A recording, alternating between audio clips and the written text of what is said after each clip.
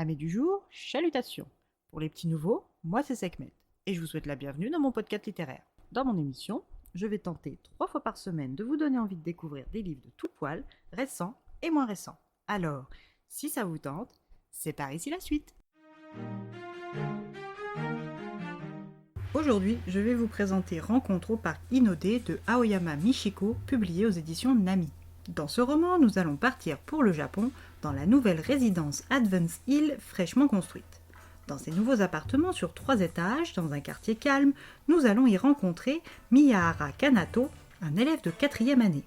Âgé de 10 ans, il est un petit garçon solitaire qui n'a pas vraiment besoin de travailler outre mesure pour obtenir de bons résultats.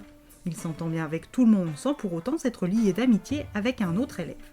Alors quand son père et sa mère qui rêvent de devenir propriétaires et d'avoir un bout de verdure bien à eux, aimeraient acheter un appartement au rez-de-chaussée, loin de son actuelle école, Kanato n'y est pas opposé. Il espère même qu'au collège, il sera enfin entouré d'élèves comme lui et qu'enfin il aura des amis dignes de son intérêt. Son professeur principal lui écrit une lettre de recommandation, lui évitant ainsi le concours d'entrée pour son nouvel établissement d'élite.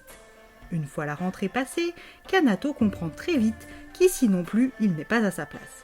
À l'inverse de sa 4e année, où il chevauchait aisément entre la 1re et la 3e place, loin devant ses camarades, il est à la traîne et ses premiers examens de mi-trimestre ne font que confirmer cette tendance. Il se retrouve dans les 10 derniers. Il se sent humilié et bête, et pour ne pas affronter sa mère, il change même l'une de ses notes. Son père, lui, ne se préoccupe pas de ses résultats, et il n'a jamais reçu de sa part le moindre compliment, ce qui, aujourd'hui, le soulage, là où cela le peinait avant. Après les résultats et sa 35e place sur 42, il décide de flâner un peu avant de rentrer.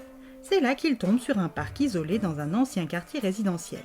Le parc Inode possède une balançoire, un toboggan et un drôle d'hippopotame en béton orange. Avec ses grands yeux ovales dirigés vers le ciel et ses pupilles noires mouchetées de blanc, il avait l'air de pleurer. Sa bouche largement ouverte, elle, paraissait sourire.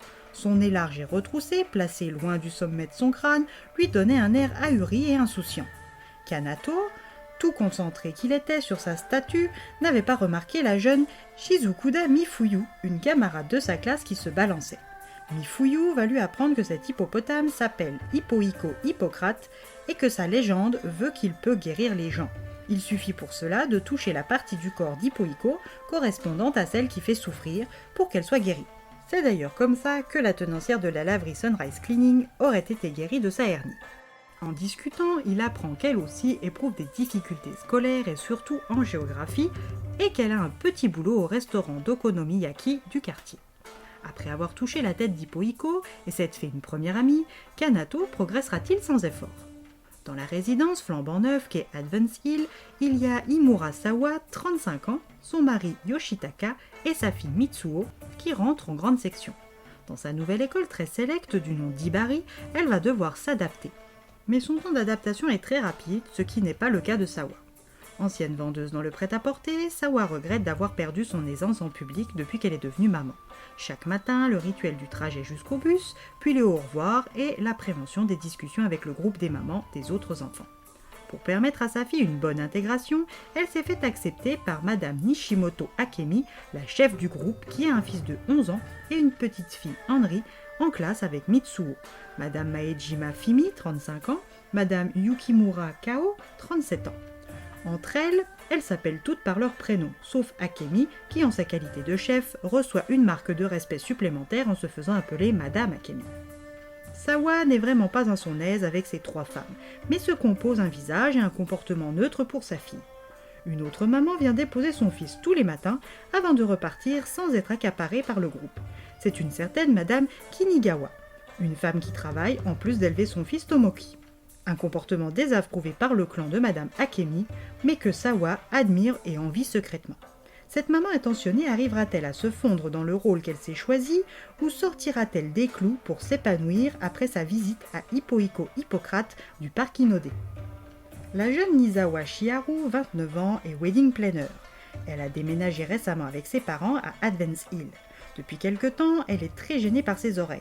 Non seulement sa propre voix résonne dans sa tête, mais sa respiration aussi, ce qui lui empoisonne la vie. Après une consultation avec un ORL, elle apprend qu'elle souffre d'une béance tubaire. Les trompes d'Eustache, d'ordinaire fermées, restent ouvertes, empêchant la pression de s'équilibrer correctement à l'intérieur du corps. Le praticien lui prescrit de la médecine traditionnelle et du repos. Cet arrêt de travail est une aubaine pour elle, car depuis quelque temps, il lui est devenu pénible de travailler avec sa collègue et concurrente Sumi, 28 ans, et avec son collègue Yoji, dont elle est secrètement éprise. Son travail est pourtant tout ce qu'elle a toujours voulu faire, mais la pression est sans limite, surtout depuis l'arrivée de Sumi. Son dernier contrat avant son arrêt maladie s'est moyennement passé.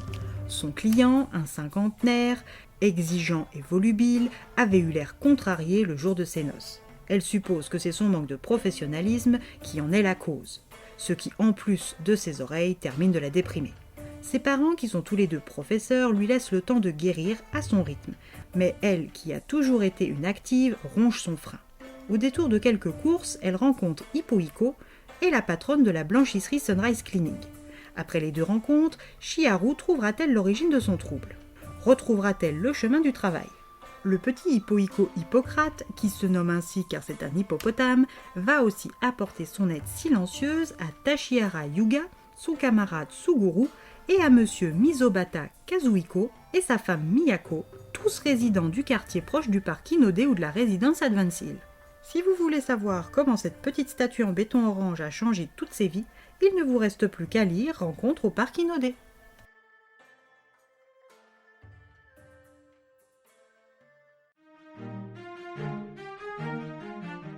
Encore un livre de Aoyama Michiko qui va figurer dans ma liste de mes coups de cœur livresques.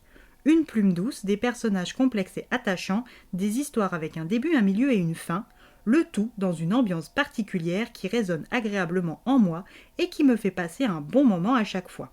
Petit plus, dans ce roman, j'ai apprécié la vision, page 130, qu'a l'aîné des personnages sur l'inquiétude et sa source, et je pense, en tant que personne concernée, que c'est un nouveau prisme plus bienveillant pour regarder cet état émotionnel complexe. Et bien voilà, j'en ai fini pour aujourd'hui.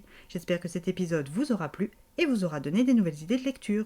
Si vous souhaitez découvrir d'autres petits bonbons littéraires tout droit sortis de ma bibliothèque, je vous retrouve le jeudi 12 juin prochain pour un nouvel épisode.